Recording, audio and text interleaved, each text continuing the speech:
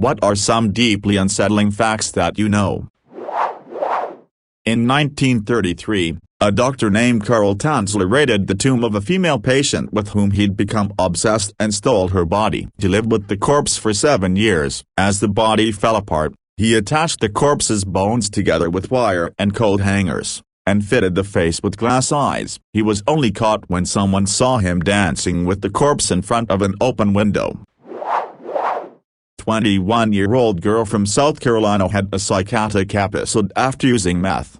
Pulled both of her eyes out and crushed them in her hands because she thought she needed to in order to save the world. I believe people saw it happen. Edit, typo. 2 men were slain with a samurai sword in my hometown a couple months ago. The sword swinger believed he was killing werewolves on the full moon. There was a lot of meth involved. All 3 dudes were in their 60s. Fucking wild.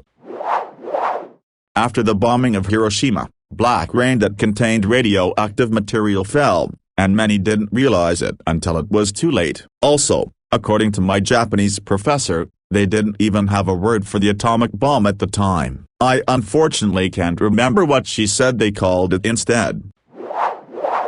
Tacoma was notorious for this. Just a few years ago they were doing groundwork and found a smooth brick chute leading from an old downtown opium den and speakeasy on Pacific Avenue down to the Foss Waterway. It was a water slide to hell. If you want to read up on the fine art of Shanghai, I recommend Travan's The Death Ship. Ooh. Yeah, I learned about these in my stem cells course from college. There was a case of a young woman gradually losing brain function and going comatose. Doctors found out that she had a teratoma on one of her ovaries. I think it's been a while since I took the class, and the teratoma contained the woman's own brain cells. Because of the location and the other cells within the teratoma, her immune system freaked the hell out and labeled those teratoma brain cells as foreign and attacked them, along with the woman's actual brain cells, leading to the coma. Cadmium poisoning is so horrible the name in Japanese, coma literally translates to it hurts. Cadmium poisoning can cause your bones to literally soften. Also it can cause kidney, lung disease, chills, muscle aches, hair loss, and fever. Sunflower seeds absorb cadmium from the ground and eating them excessively can drastically increase your exposure. A friend sent me an article about it because I was going through a 6-pound box of sunflower seeds every other month. As a teenager used to take stuff apart a lot, still do, but now I know what I'm doing. Once opened up a very old TV we found and kept going until I pulled out the phosphor screen, which evidently contains cadmium. The coating would dry rotted or something and promptly turned to a fine dust and flew everywhere. My friend who was helping me was fine. I on the other hand fell ill the next day with cadmium blues. Imagine the worst flu you've ever had, times 10, and it feels like your blood has broken glass in it. I recovered in about 2 weeks and the general consensus is I shouldn't have any long-term effects since it was only acute exposure, but holy shit people, avoid cadmium. My best friend of 20 years turned out to be a child molester and none of us knew until my other friend's daughter came forward having been a victim. Found that out months ago. Still not okay. Now none of my friends talk. Update. I have to go through everyone's comments but it sounds like we all are fucked up. All we can do is try to break the cycles of abuse. I was abused too at one point in my life much like my friend who did this, but that's no excuse to perpetuate the cycle of abuse.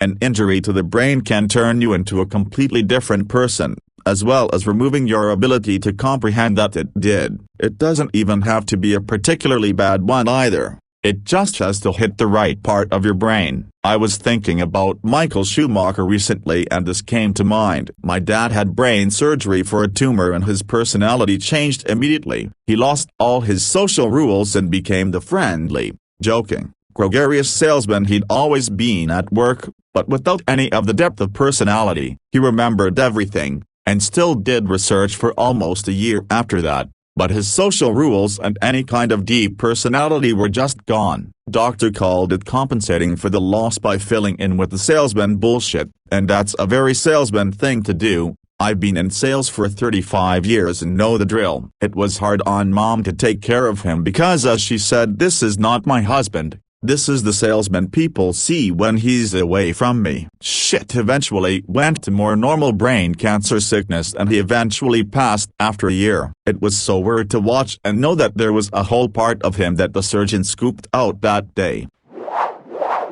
I used to hate fresh tomatoes. Like the concept of popping a cherry tomato in my mouth and munching it made me feel sick. A few years ago I stood up too quickly under a low cupboard and smashed my temple full force off the corner. Felt fine that day, minor bruising. Few days later I had a nosebleed in the shower and passed out from a crazy migraine. Turns out I had concussion. Anyway, now I love tomatoes. Like since after the concussion I love the little red guys. They're delicious. Looked into it and apparently a bit of brain damage can completely change your preferences for food. That concussion changed my brain's perception of them or something and now I'll eat them without hesitation. I often wrestle with myself as to whether I do actually like the tomatoes, or if my brain is just telling me that I do. Shed Reddit. I didn't realize you were so interested in concussions and the tomato-related after effects. For those asking, I do realize that I am my brain, but at the same time I'm also conscious that I never decided to like tomatoes, so it still feels like it's not my choice. More that the choice was made for me by chemical processes in my brain,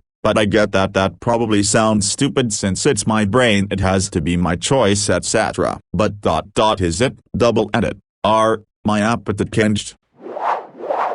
The astonishing fatality rates that can be found in so many battles in the First World War weren't accidents or unfortunate byproducts of the technology. They were factored into the battle plans. By the nature of attritional warfare, it was calculated how many men would be lost every week and commanders drew up enough reinforcements to replace them. This was called normal wastage. I remember reading about the German plan at Verdun. The idea was to attack a target the French couldn't afford to abandon and force them to throw more and more men into the meat grinder to hopefully deplete the French army. It almost worked too. Some regiments of the French army reported an over 100% casualty rate. I'm gonna chuck this here since so many people are asking.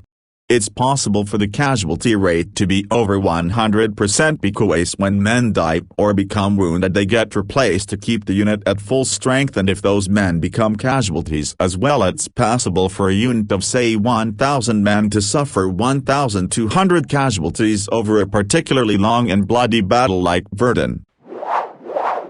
Erich Falkenhayn's original plan was just to take Verdun, as it was indeed an important piece of the French defensive apparatus. After it failed, he was like me, I just wanted to see them suffer anyway. But the attack was indeed a failure. Germany's mistake in this battle was to always leave the same troops in Verdun. If you were a Lancer in Verdun on 18th of February and didn't get killed or injured, chances were you stayed there until 21st of November. France on the other hand constantly swapped divisions, moving in fresh troops for a few weeks, then moving them back in a quieter part of the front once the men were worn out by the fighting. Around 70% of all poilus at least spent some time in Verdun. Japan did some horrible experiments on people during WW2, Unit 731, vivisection, shattering people's frostbitten limbs, biological warfare, etc. It's all quite horrific and don't recommend anyone without a stomach for horror to read about it. Also, after the war, the people who ran it were never tried as war criminals because the US decided to keep them and their research under wraps so that they could get a hand up on the Soviets. Fun fact, in China today, where these experiments happened, when a room is messy, instead of saying it looks like a pigsty they'll say it looks like the Japanese invaded. Parents to child, clean your room. It looks like the Japanese invaded in here.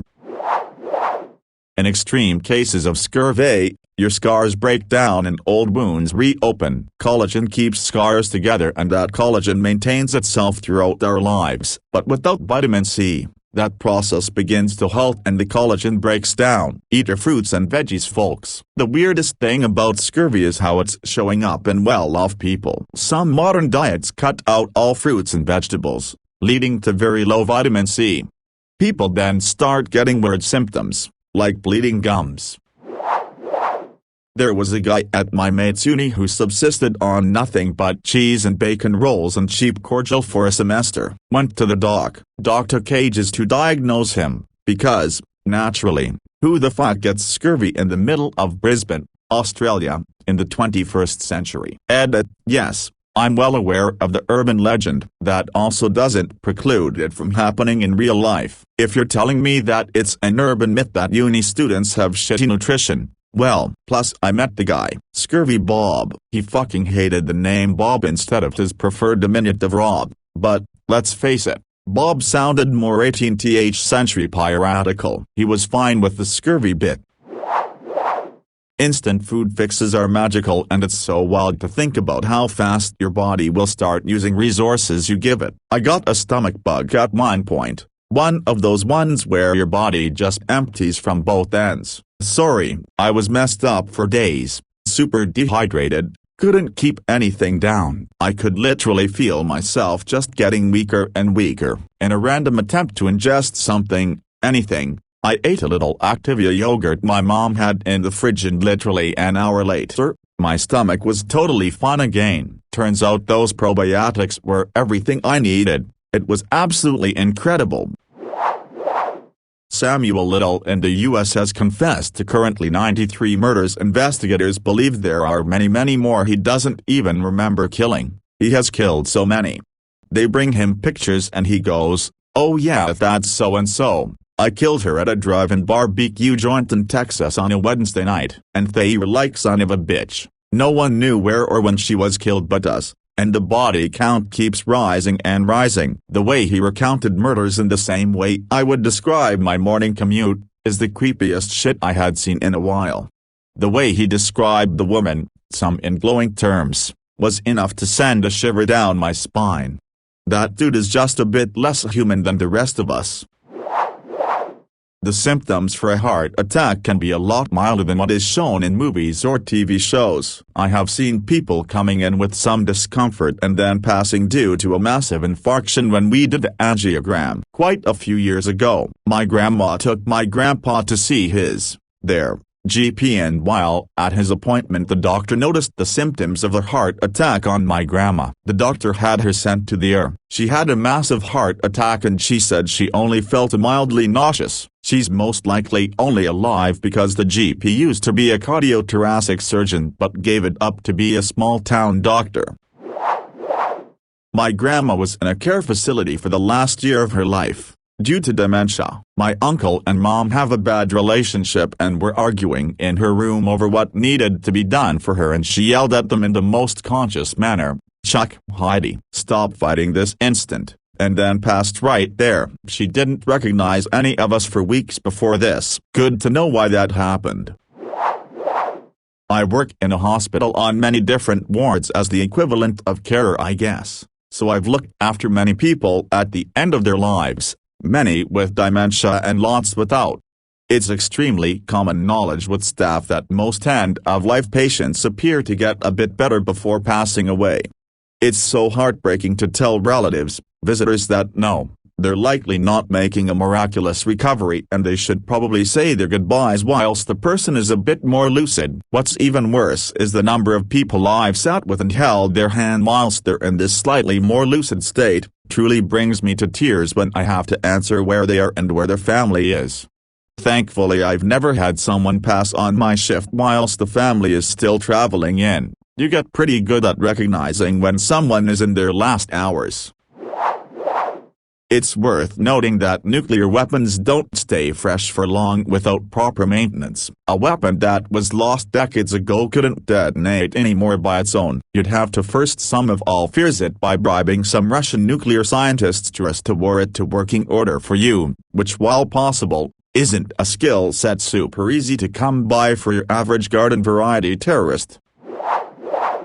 Seemingly 100% healthy people with literally no reason to believe they would have any reason to, can still spontaneously drop dead. Cherish every day. Edit, just thanking for the upvotes. The topic is just a bit grim but glad it gets people thinking about making their time here count. Perhaps. Love all. Had a friend who was in a Pokemon Go group chat with me who just up and died. We were talking about the event that was going on and he stopped responding. Everyone thought he was just busy and carried on the conversation without him. A few hours later someone in the chat said he died, just walked into his kitchen and fell over dead. Everyone named a ho-oh after him since that was his Pokemon Go body. It was the first time a lot of us had experienced sudden death like that, so we were all really shaken for a while. He was only in his mid-30s. That are best ISO standard models and data for high-voltage electrocution to the human body, necessary for my field, I work on EVs, comes from two main sources of information. 1. Data from livestock inadvertently touching power lines or electrified railroads, and 2. From a whole bunch of German scientific papers dated between 1942 and 1945. The guy that started the vaccines cause autism scare in the late 90s condoned and conducted child abuse as part of his fraudulent study, all in the pursuit of fabricating evidence to support his own business ventures and a class action lawsuit against our vaccine manufacturers. Edit, as many have pointed out, H. Bomber Guy's recent video is outstanding. My daughter is autistic and my soon-to-be ex-in-laws have been incredibly anti-vaccine ever since her diagnosis. They wave Wakefield's paper around like gospel, but I know they haven't read it because they told me it was dozens if not hundreds of pages of research when it's only 5 or 6 pages in total. It's infuriating. H. Bomber Guy's video is a good way to break down every single point that the anti-vaccine crowd likes to use. Edit 2. I should paste the link to that video here. Thanks to everyone sprinkling it through the comments. https://f.b/8/kizxffrc. In 2018 my sister was murdered. We know who did it. We keep track of where he lives. He has moved 4 times since my sister disappeared. The police also know he did it. There's not enough evidence to bring him in or charge him. Her body has still never been found. If I go after him he becomes the victim and I won't be able to be a father to my children. He gets to be alive every day. He's a serial rapist. We suspect my sister was not his first murder. From our interactions with state police and FBI my impression is that our situation, while a nightmare, is perhaps not as rare as you would normally assume or hope.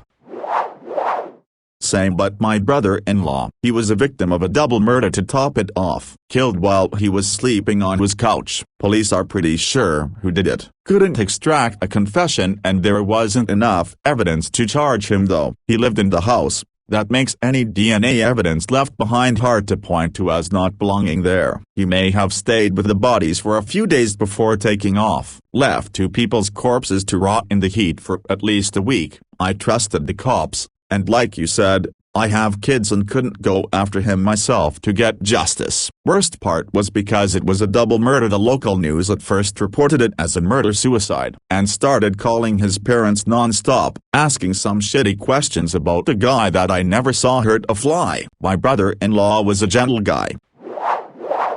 My sister was murdered in 2018 as well. We also know who did it, where he lives, and I look him up on the state court records every so often to see what other crimes he's accruing. The police know it's him, have evidence, but the prosecution still will not file charges. The one witness they had died while waiting for trial, so her death may never find justice. Sadly, unless some other evidence or witness comes to light, this bastard gets to be alive every day as well. All I can hope for is karmic justice at this point.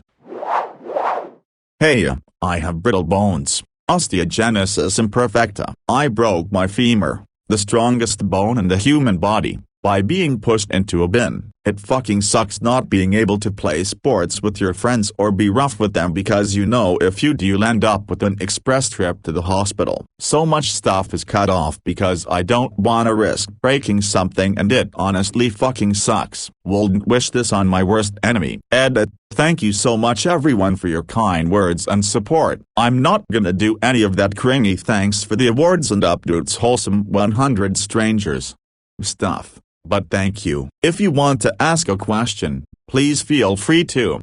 OI is not really a well-known condition, so I have no problem with answering your questions at all.